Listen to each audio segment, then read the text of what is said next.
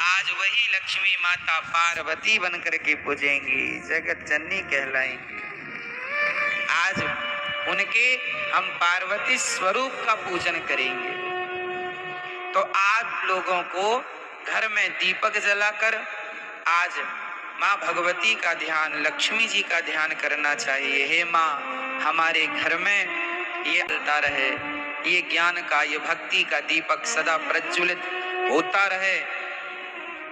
आज के दिन आपको राम रक्षा स्तोत्र, नारायण कवच का पाठ करना चाहिए।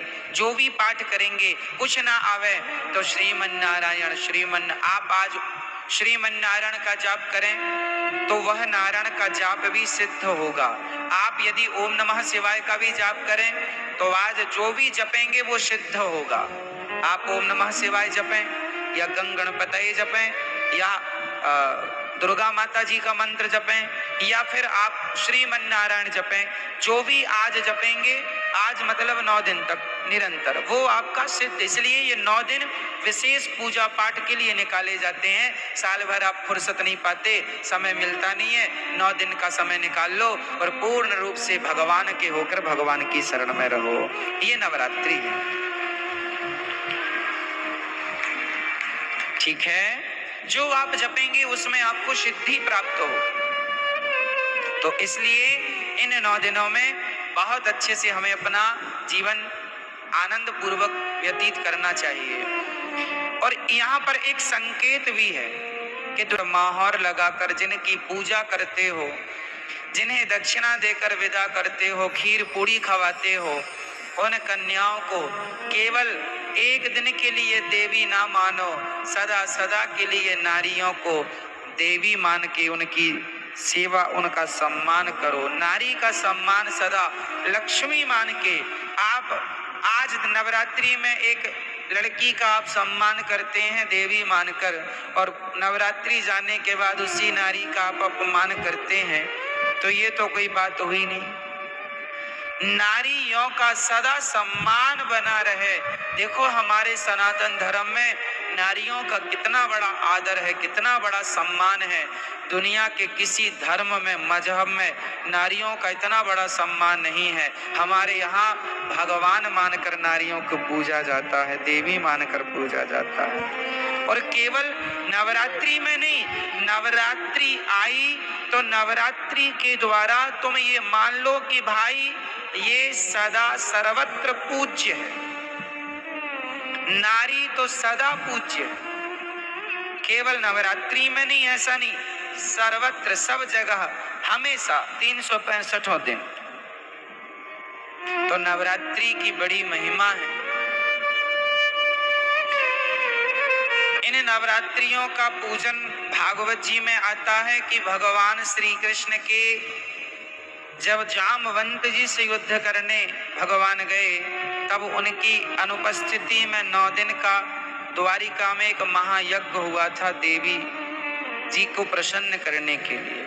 तो नवरात्रि तो भगवान श्री कृष्ण भी मनाते थे। इससे ज्यादा भी हो जाए चलेगा, कम से कम एक। पहले दिन हमेशा 1 कन्या, दूसरे दिन 2 कन्या, तीसरे दिन 3 कन्या, चौथे दिन 4, 5वें दिन 5, छठे दिन 6, 7वें दिन 7 पूजन कराओ, ये सोचकर कि ये भगवान है, माँ है। माँ, आपके घर में कन्या ना हो तो माँ तो है,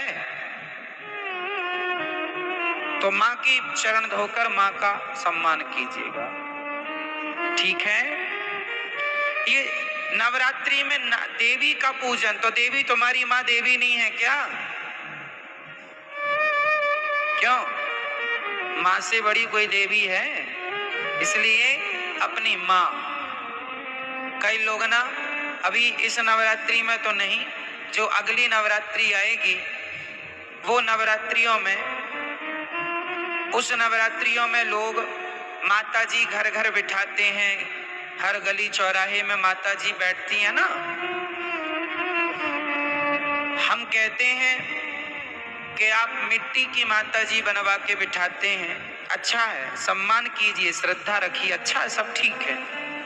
पर वो माता जो मिट्टी की बनी है, उन माता में श्रद्धा तो रखिए, पर उनसे ज्यादा उस माता में श्रद्धा रखिए जो परमात्मा ने बनाई है, जिसे आप अपनी माँ कह के बुलाते हैं, माता, उसका तो असली नाम माता ही है, माँ है।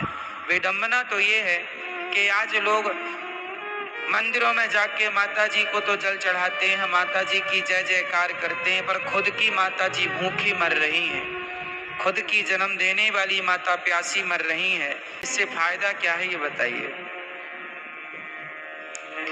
कई लोग ना बड़ी होड़ करते हैं, खासकर नवरात्रियों में।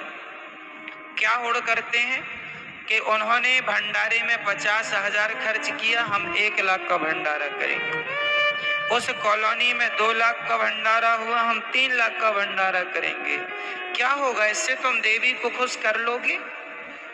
अरे ये ना देखो कि भंडारा कितना बड़ा करना है।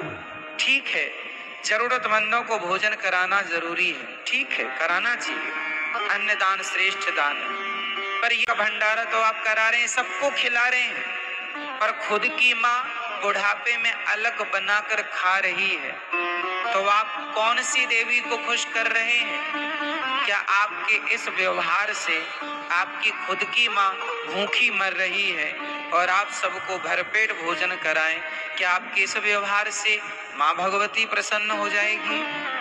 इसका विशेष ध्यान रखना चाहिए। और हम सभी को इंसानों को भगवान मानना चाहिए। किसको भगवान मानना चाहिए? हमारी माँ भगवान है, हमारे पिता भगवान है, हमारे पति भगवान है, हमारे गुरु भगवान है, हमारे अतिथि भगवान है। जो इनमें भगवान का दर्शन कर लेगा वो फिर पत्थरों में भी ईश्वर का दर्शन कर लेगा। जो इंसानों में ना कर पाया वो पत्थर कभी नहीं पूजता रहे, झूठा पूज रहा है, झूठे ही है ना। कबीर जी लिखते हैं कि पाहन पूजे हरि मिले, पाहन मीन्स पत्थर होता, पाहन पूजे हरि मिले, तो मैं पूजू पहाड़, तासे तो चक्की भली। जी को पूज लो, क्योंकि वो तो कम से कम तुम्हें आटा देती है पीस के। पत्थर ही पूजने हैं तो चक्की को क्यों नहीं पूजते?